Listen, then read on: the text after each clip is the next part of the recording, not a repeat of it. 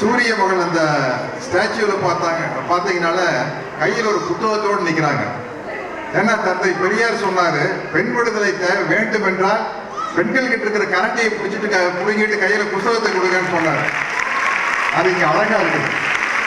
இது நிச்சயமா தமிழ்நாடு முதலமைச்சர் மாண்புமிகு மு.க. ஸ்டாலின் அவர்கள், மு.க. ஸ்டாலின்னா முத்துவேல் கருணாநிதி ஸ்டாலின் அப்படின்னு சொன்னா முதுகெலும்பு உள்ள கள போராளி ஸ்டாலின் சொல்லலாம். ஏன்னா அவருடைய முதுகெலும்பு வெறும் எலும்புகளால் ஆனது அல்ல.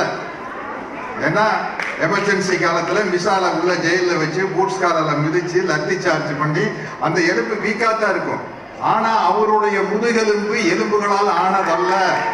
தந்தை பெரியாரின் பகுத்தறிவு கொள்கையாலும் பேரறிஞர் அண்ணாவின் எதையும் தாங்கும் இதயத்தாலும் முத்தமிழறிஞர் கலைஞரின் நெஞ்சுக்கு நீதியாலும் உருவான முதுகெலும்பு அது வயசாக வலுப்பெற்றுக் கொண்டேதான் இருக்கும். அப்படிப்பட்ட ஒரு அற்புதமான முதலமைச்சர் அவர்கள் நமக்கு கிடைச்சிருக்காங்க. இந்த உலக மகளிர் தினம் அப்படிங்கிறத பத்தி நம்ம கொஞ்சம் தெரிஞ்சுக்கணும்.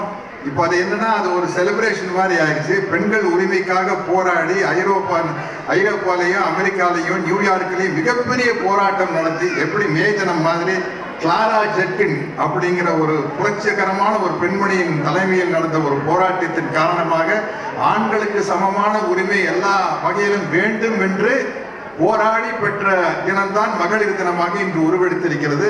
அதை மகளிர் அனைவரும் தெரிந்து கொள்ள வேண்டும் என்று கேட்டுக்கொள்கிறேன்.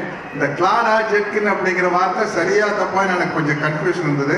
தோழர் பர்வீன் சுல்தானா அவர்கள்கிட்ட கேட்டு தெரிஞ்சுக்கிட்டேன். அதெல்லாம் அவங்களுக்கு தான் நல்லா தெரியும். கரெக்டா? அதனால் இப்படிப்பட்ட இந்த தினத்தில் நம்மளுடைய வணக்கத்திற்குரிய மேயர் கையால எனக்கு ஒரு பொன்னாடையும், தோழர் பர்வீன் சுல்தானா அவர்களுடைய கையால ஒரு தந்தை பெரியார் சம்பந்தப்பட்ட புத்தகம், அன்பு அண்ணியார் துர்கா ஸ்டாலின். ஏன் அண்ணின்னு சொல்றேன்னா, உங்களை விட எனக்கு வயசு அதிகமா இருக்கும். ஆனா முதல்வரை விட எனக்கு ஒரு வயசு கம்மி. அவர் 53, நான் 54. அதனால அவரு எனக்கு அண்ணன் ஆயிடுறாரு. அதனால நான் அண்ணியார்னு சொன்னேன். அவங்க முன்னணியில் இந்த விழா கலந்து கொண்டு இந்த மகளிருக்கு மிகப்பெரிய அளவில் சிறப்பான எத்தனையோ மிகப்பெரிய ஆளுமைகள் அம்மாவெல்லாம் அம்மா உங்க ஸ்பீச் கேட்டிருக்க, விரட்டி இருக்கீங்க. உங்களை பத்தியெல்லாம் தனித்தனியா பேசுறதுன்னா எனக்கு டைம் பத்தாது. அதனால எல்லாருக்கும் என்னுடைய வணக்கத்தையும் வாழ்த்துக்களையும் தெரிவித்துக் கொண்டு, இப்படி ஒரு நல்ல விழாவில் என்னை அழைத்து கௌரவித்ததுக்கு நம்ம மாண்புமிகு அறநிலையத்துறை அமைச்சர்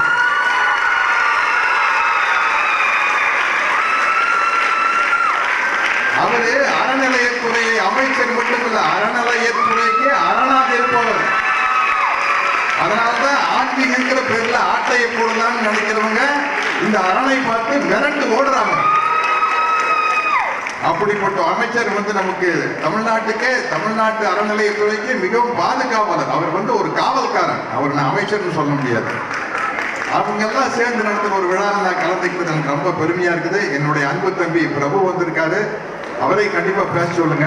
அவர் இப்ப இருந்து அப்ளிகேஷன் போட்டிருக்காரு, எப்பா என்ன பேச வைக்காதீங்கப்பா, எனக்கு பதிலாக அண்ணன் பேசிக்குவாரு, நான் விருது வழங்கிட்டு போறேன்ட்டு விடாதீங்க. ஏன்னா முத்தமிழறிஞர் கலைஞர் அவர்களும் மாபெரும் நடிகர் திலம் அவர்களுக்கும் இருக்கிற நட்பு எல்லாருக்கும் தெரிஞ்ச விஷயம். அவருக்கு என்னை விட இன்சிடென்ட்ஸ் நிறைய இருக்கும் கலைஞர் குடும்பத்தை பற்றி பேசுறதுக்கு. இப்படி ஒரு நல்ல வாய்ப்பை நல்கிய அனைவருக்கும் நன்றியோடு வணக்கத்தை கூறி விடைபெறுகிறேன்.